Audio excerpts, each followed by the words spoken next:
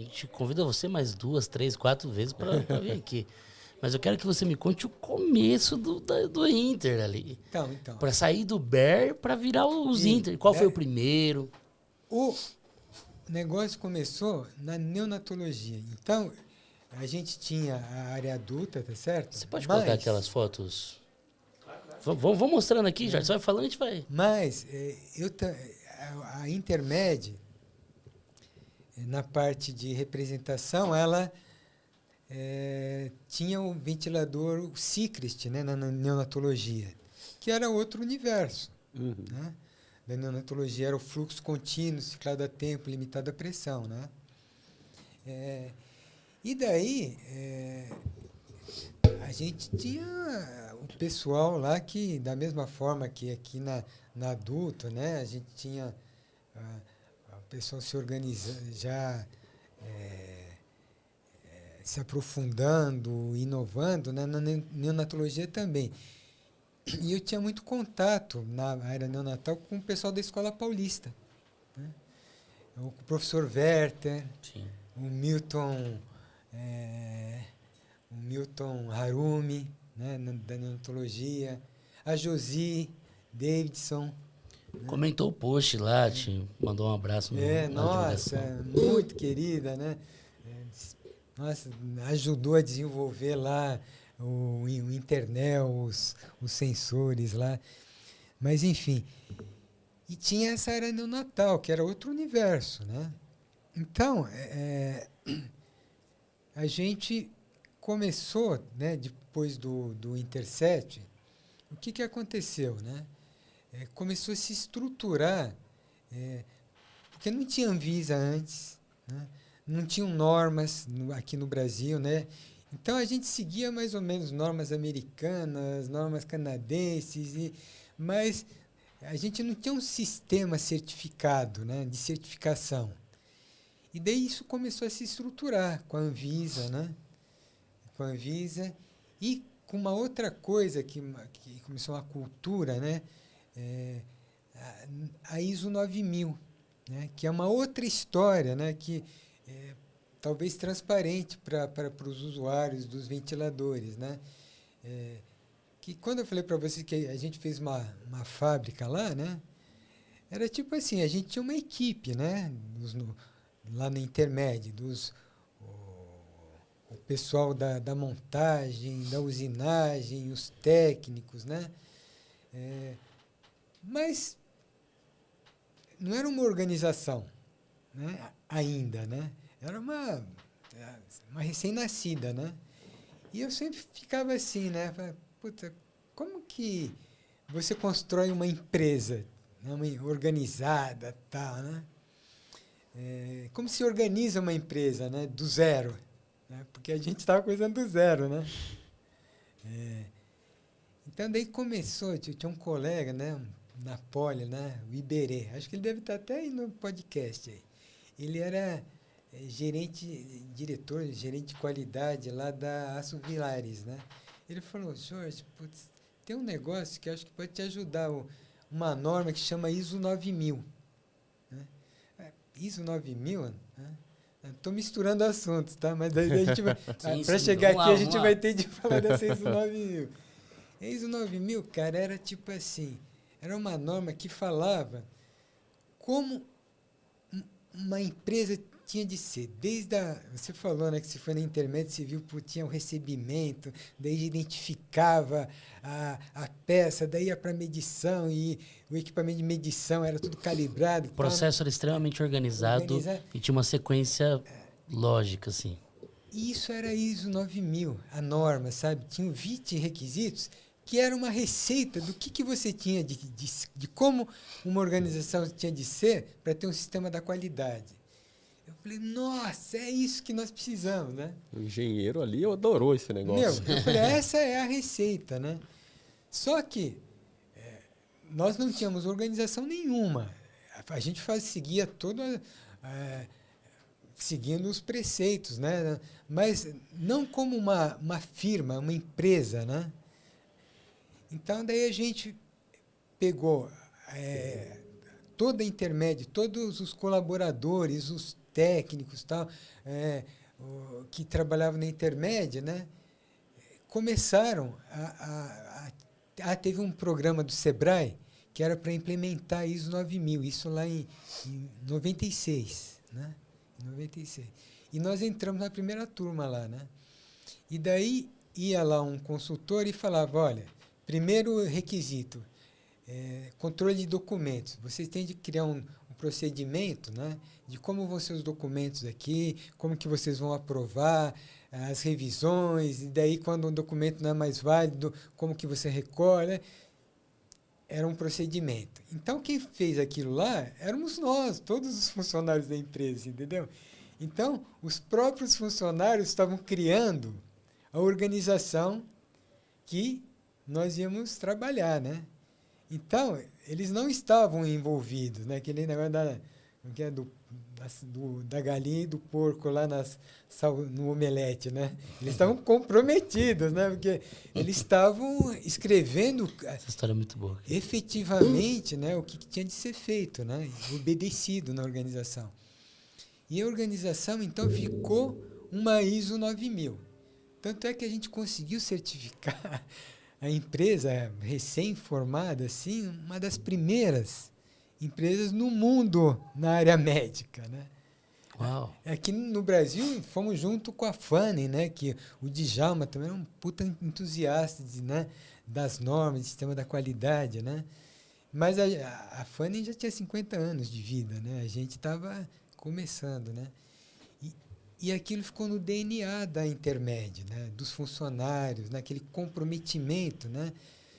Porque tudo funcionava, tinha um caminho, né? E daí a gente via que aquele projeto do Interset tinha sido feito fora de um sistema da qualidade. Então, para seguir tudo que tinha de ser feito para um sistema da qualidade, a gente tinha de projetar outros equipamentos, né? E daí começamos com o Inter 3zinho, né? Só uma Esse pergunta. aqui. Deixa eu fazer uma pergunta só Oi. por causa disso. O Interset, assim, ele foi o primeiro, lá em 87. Isso. Por que Interset? É porque 7. Quase foi 87, né?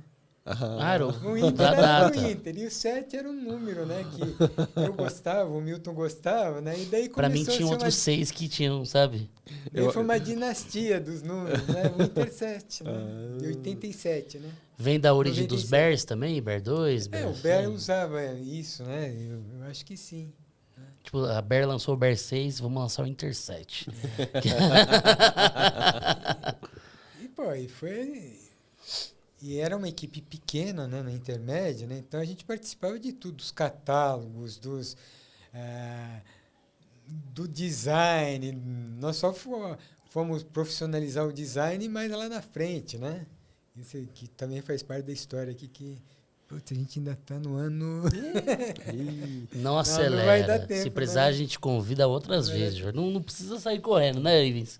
Mas daí, né, a gente começou a desenvolver já os produtos, já seguindo uma metodologia, né?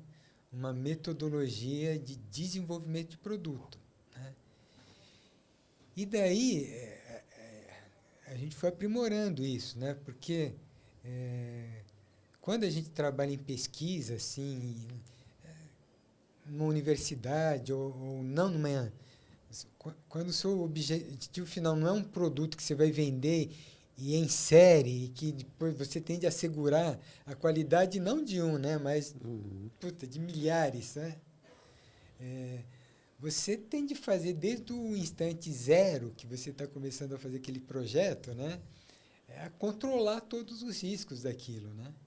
Então, hoje é muito claro para todo mundo que está na área, né? Mas naquela época não, aquilo estava se construindo, né? Então você ia descobrindo, né? E implantando os sistemas de qualidade e tal, né?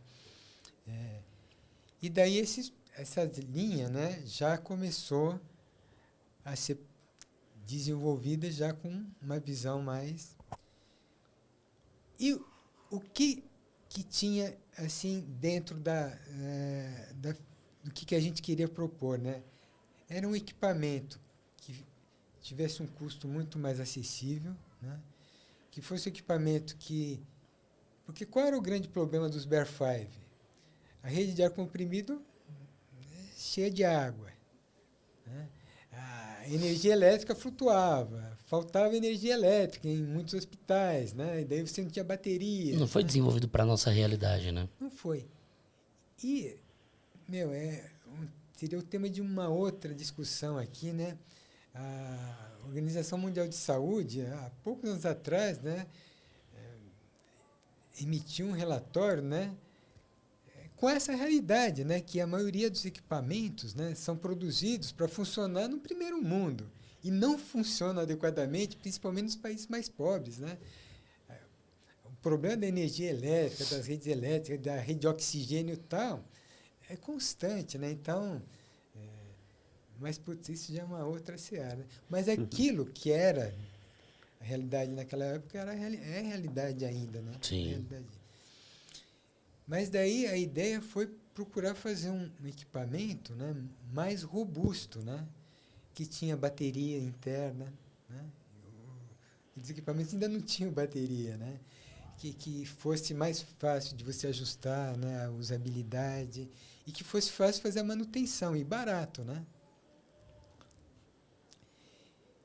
Mas o Inter 3 surgiu, né? Surgiu também de um problema das manutenções que eu fazia em campo, né?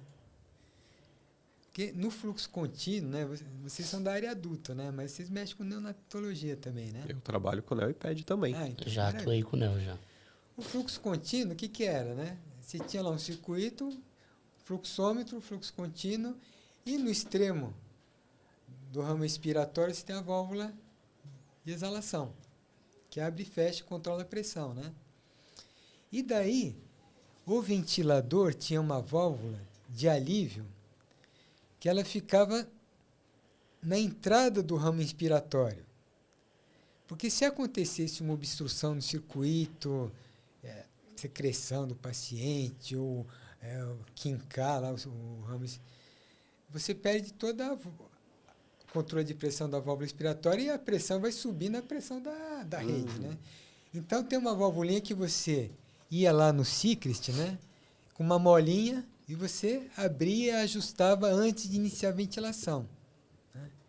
E, na maior parte dos casos, a gente encontrava ela totalmente fechada, que significava pressão de 120 centímetros de água. Meu né? Deus. Às vezes até com esparadrapo lá, não mexa.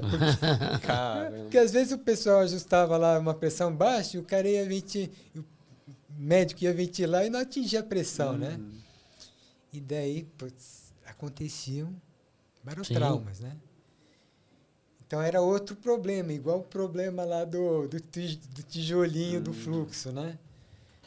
Daí a ideia foi a gente fazer uma válvula de exalação no início do ramo inspiratório do circuito. Então, quando você ajustava uma pressão, sei lá, de 15, no ramo expiratório ia dar 15, mas o bocal do ramo inspiratório era menor e dava uma pressão de fechamento de 20. Então, era um autoajuste da pressão de segurança, né? Você não precisava ajustar a válvula Popov, né? Eu acho que eu sei qual que é aquele caminho paralelo. Então, se vocês virem aí o... tá só para ver aqui na tela, a gente já vai... Mas pode continuar, Jorge, manda bala. Vocês veem que a válvula é dupla, né? Sim. A válvula é dupla por causa disso. Né? E isso foi uma patente que a gente fez, né? E depois isso incorporou no Inter 3, depois no Inter 5, né? Era um sistema de segurança, né?